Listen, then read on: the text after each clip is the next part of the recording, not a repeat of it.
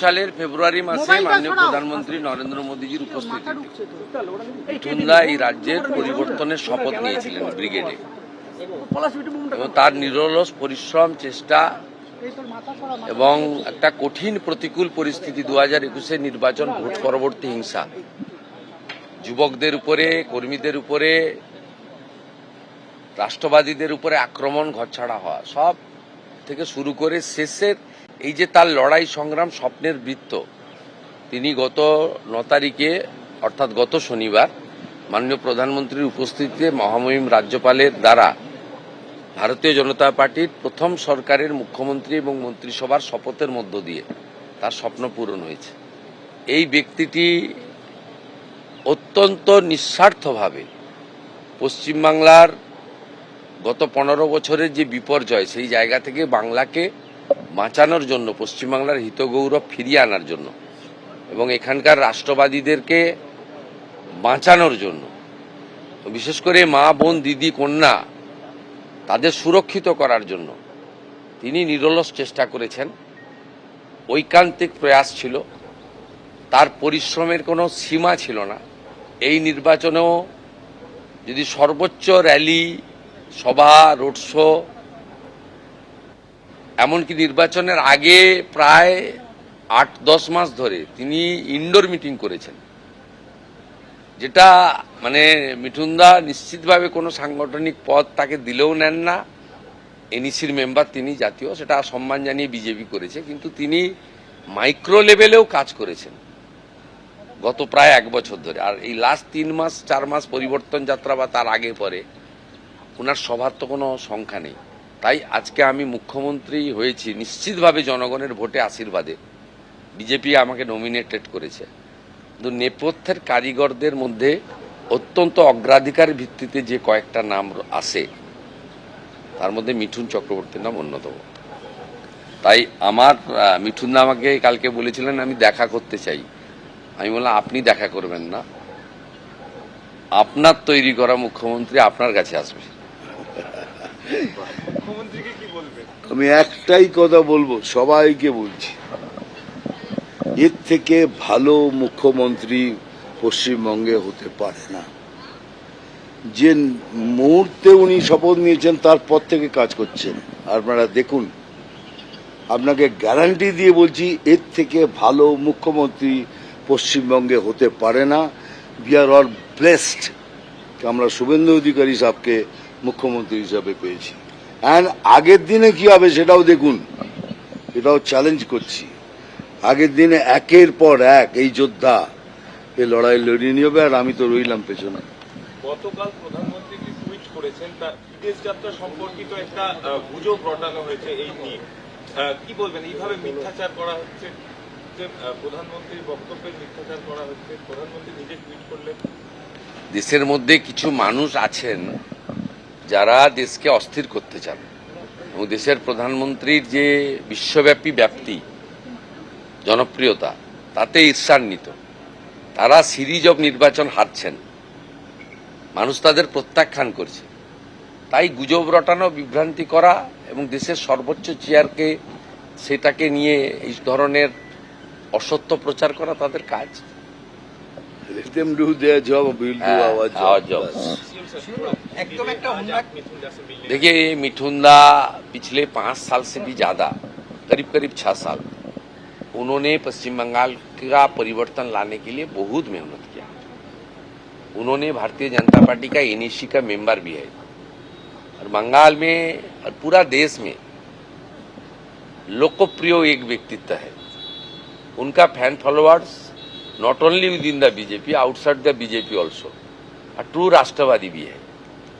मैं मुख्यमंत्री का बनने का बाद मिठुनदा का साथ मुलाकात करने के लिए आया था।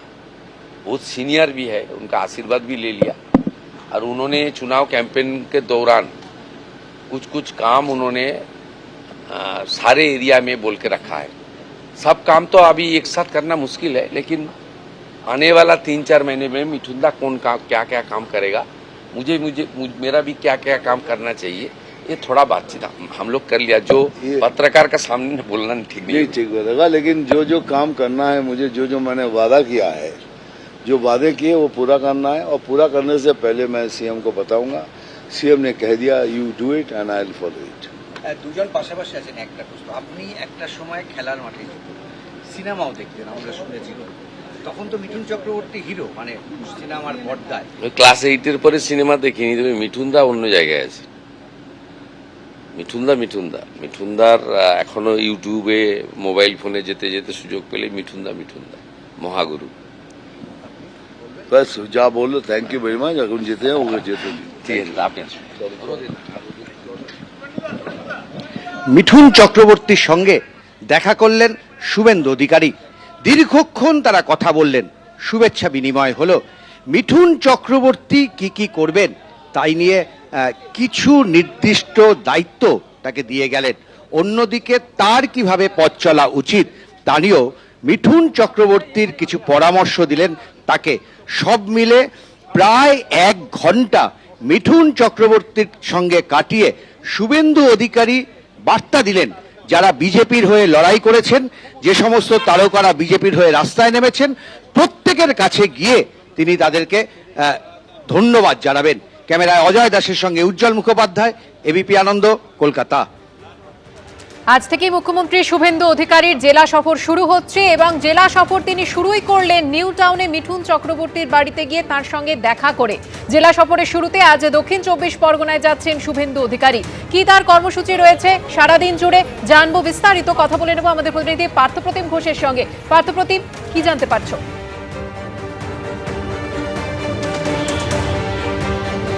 দেখো, আজকে মুখ্যমন্ত্রী শুভেন্দু অধিকারী দুটি কর্মসূচি রয়েছে, যার মধ্যে একটা হচ্ছে প্রশাসনিক কর্মসূচি, একটা হচ্ছে রাজনৈতিক কর্মসূচি। মুখ্যমন্ত্রী হিসেবে শপথ গ্রহণ করার পর তুমি দেখেছো নবান্ন সভাঘর, সেখানে কিন্তু একেবারে পুলিশের শীর্ষ কর্তাদের সঙ্গে এসপি থেকে শুরু করে সিপিদেরকে নিয়ে, পুলিশের অন্যান্য শীর্ষ কর্তাদের নিয়ে মুখ্যমন্ত্রী শুভেন্দু অধিকারী তিনি কিন্তু বৈঠক করেন। সেখানে আইন শৃঙ্খলাজনিত একাধিক বিষয়ে তিনি নির্দেশিকা দেন এবং সেই নির্দেশিকার পরবর্তীকালে আজকে পুলিশ প্রশাসনের সঙ্গে দ্বিতীয়বারের জন্য বৈঠক করছেন মুখ্যমন্ত্রী শুভেন্দু অধিকারী এবং সেই বৈঠকে করার জন্য তিনি ডায়মন্ড হারবারে আসছেন এবং ডায়মন্ড হারবারে এসে সেখান থেকে কিন্তু ডায়মন্ড হারবার জেলার যারা পুলিশ প্রশাসন রয়েছে তাদের সঙ্গে বৈঠক করবেন এবং শুধু ডায়মন্ড হারবার জেলার নয়, একেবারে পুলিশের শীর্ষ স্তর থেকে শুরু করে সমস্ত পুলিশ আধিকারিকরা কিন্তু ভার্চুয়াল সেই বৈঠকে থাকবে রাজ্যের সমস্ত প্রান্ত থেকে, অর্থাৎ সেটা উত্তরবঙ্গ থেকে শুরু করে দক্ষিণবঙ্গে। এবং সেক্ষেত্রে হচ্ছে পুলিশের যেমন এসপি সিপি থেকে শুরু করে থানার আইসি ওসিরা তারাও কিন্তু ভার্চুয়াল এই বৈঠকে অংশ নেবে, তেমনটাই আমরা জানতে পারছি। এবং ডায়মন্ড হারবারে সেখানে যেমন মুখ্যমন্ত্রী শুভেন্দু অধিকারী তিনি থাকবেন, ডায়মন্ড হারবার পুলিশ জেলার সমস্ত পুলিশ থাকবেন, তার পাশাপাশি হচ্ছে শুধুমাত্র ফলতায় যেহেতু নির্বাচন রয়েছে, ফলতা নির্বাচনের সঙ্গে যুক্ত যে সমস্ত পুলিশ আধিকারিক তারা শুধুমাত্র সেই বৈঠকে অংশ নেবে না, যেহেতু মডেল কোড অফ কন্ডাক্ট জারি রয়েছে তার জন্য। এবং মুখ্যমন্ত্রী শুভেন্দু অধিকারী ছাড়াও সেখানে কিন্তু চিফ সেক্রেটারি, এছাড়া হচ্ছে ডিজিপি, রাজ্য পুলিশের ডিজিপি, এছাড়া হচ্ছে এডিজি আইন শৃঙ্খলা, এছাড়া হচ্ছে এডিজি সাউথ বেঙ্গল, এছাড়া হচ্ছে ডিআইজি প্রেসিডেন্সি রেঞ্জ, তারাও সহ পুলিশের আরও কয়েকজন শীর্ষ কর্তারা তারাও সেই বৈঠকে অংশ নেবেন। মূলত দেখো যে বৈঠক করে শুভেন্দু অধিকারী তিনি যে কতটা সরকার আইন শৃঙ্খলার উপর কতটা জোর দিয়েছে সেটা নিয়ে একেবারে প্রথম যে বৈঠক হয় নবান্ন সভাঘরে সেই বিষয়ে কিছু সেই নির্দেশিকা দিয়েছিল এবং তার পরবর্তীকালে একেবারে জেলা সফরে তিনি বেরোচ্ছেন। আজকে প্রথম মুখ্যমন্ত্রী হিসেবে শপথ গ্রহণ করার পর তার জেলা সফর এবং সেখানেও গিয়েও একেবারে পুলিশ প্রশাসনকে যে নির্দেশ দিয়েছিলেন, যে বার্তা দিয়েছিলেন, তার পরবর্তীকালে সেই রিভিউ করবেন, অর্থাৎ কতটা কি কার্যকর হলো, আগামী দিনে তারা সরকার যে আইন শৃঙ্খলাজনিত বিষয়ে কতটা করা সেই বিষয়ে বার্তা থাকবে, তেমনটা আমরা জানতে পারছি আজকের এই বৈঠক থেকে। দুপুর 1টা থেকে শুরু হবে সেই বৈঠক, সেটা হচ্ছে ডায়মন্ড হারবারে। এটা হচ্ছে প্রশাসনিক বৈঠক এবং যারা রাজনৈতিক কর্মসূচি যারা রয়েছেন মুখ্যমন্ত্রী শুভেন্দু অধিকারী মুখ্যমন্ত্রী হিসাবে শপথ গ্রহণ করার পর আজকে ফলতায়, তুমি জানো 21 তারিখ ফলতায় হচ্ছে নির্বাচন রয়েছে। এর আগে যে নির্বাচন সেই নির্বাচন সম্পূর্ণ বাতিল করেছে নির্বাচন কমিশন এবং সেক্ষেত্রে হচ্ছে ফলতায় আজকে মুখ্যমন্ত্রী শুভেন্দু অধিকারী যাবেন। সেখানে হচ্ছে প্রথম মুখ্যমন্ত্রী হওয়ার পর কর্মী সভা তিনি করবেন এবং তার জন্য আমরা দেখতে পাচ্ছি ফলতার বিভিন্ন প্রান্তে শুভেন্দু অধিকারীকে বরণ করে নেওয়ার জন্য ইতিমধ্যে ফলতার বাসিন্দারা, বিজেপি কর্মী সমর্থকেরা তারা একেবারে দেখতে পাচ্ছি সাজু সাজু রব, কোনো জায়গায় ঢাক বাজছে, কোনো জায়গায় পতাকা নিয়ে তারা ওয়েলকাম করার জন্য ইতিমধ্যে কিন্তু ফলতার বিভিন্ন প্রান্তে এসে পৌঁছেছেন এবং দুপুর 3টের সময় এই রাজনৈতিক যে কর্মসূচি কর্মী সভা সেটা করবেন শুভেন্দু অধিকারী ফলতা থেকে। ধন্যবাদ পার্থপ্রতিম। অর্থাৎ এই যে জেলা সফর মুখ্যমন্ত্রী, সেদিকে আমাদের নজর রয়েছে। একাধিক কর্মসূচি থেকে কি বার্তা দেন সেদিকেও নজর থাকছে। 21শে মে রয়েছে পুনর্নির্বাচন ফলতায়, আর ফলতার দাপটে তৃণমূল নেতা জাহাঙ্গীর খান সহ 9 জনের বিরুদ্ধে তার আগে দায়ের হলো এফআইআর। 6 বছরের শিশুকন্যাকে খুনের অভিযোগে 9 বছর আগের ঘটনায় এফআইআর রুজু করল পুলিশ। নিহত শিশুর বাবার অভিযোগ, বিজেপি করার অপরাধে 2017 সালে সদল বলে বাড়িতে হামলা চালায় জাহাঙ্গীর খান। তবে অভিযোগ অস্বীকার করেছেন ফলতা তৃণমূল প্রার্থী। জাহাঙ্গীর নিজে ইঁট ছড়ে আমার মেয়ের মাথায় লাগে, আমার মেয়ে 3 মাস পরে মারা যায়। বাড়িতে হামলা চালিয়ে 6 বছরের শিশুকন্যাকে খুনের অভিযোগ। ফলতার দাপুটে তৃণমূল নেতা জাহাঙ্গীর খান সহ 9 জনের বিরুদ্ধে 9 বছর পর দায়ের হলো এফআইআর। অনিচ্ছাকৃত খুন, ভাঙচুর, মারধর, হুমকি, শ্লীলতাহানি সহ একাধিক ধারায় মামলা রুজু করেছে পুলিশ। ঘটনাটি 9 বছর আগের, অর্থাৎ 2017 সালের। নিহত শিশুর বাবার অভিযোগ, বিজেপি করার জন্য তাকে এলাকা ছাড়া করার চেষ্টা চালান তৃণমূল নেতা জাহাঙ্গীর খান ও তার অনুগামীরা। প্রথমে ডাকাতি আর মাদকের মিথ্যে মামলায় তাকে জর্জরিত করা হয়। অভিযোগ, তৃণমূল নেতা জাহাঙ্গীর খান সদল বলে তার বাড়িতে হামলাও চালান। তার দাবি, সেই হামলার জেরেই 3 মাস পর তার মেয়ের মৃত্যু হয়। মেয়ের জন্য বিচার চেয়ে পুলিশ প্রশাসনের দরজায় দরজায় ঘুরেও কোনো সুরাহা মেলেনি বলে অভিযোগ করেছেন তিনি। সালটা 2017 সাল, 9 বছর আগে।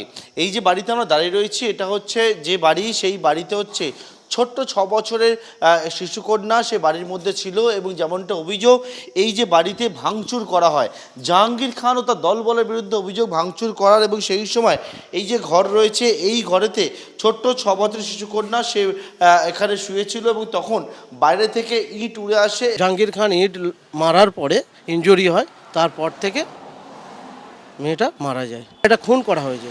এটা পুলিশকে এর আগে অনেকবার জানিয়েছি, কোনো এফআইআর নেয় না। এমনকি মুখ্যমন্ত্রীর কাছেও গেছি, কোনো জায়গায় সুরাহা পায়নি। থানা থেকে বলছে জাহাঙ্গীরের কাছে ছাড়া এসব আমরা কিছু করতে পারবো না।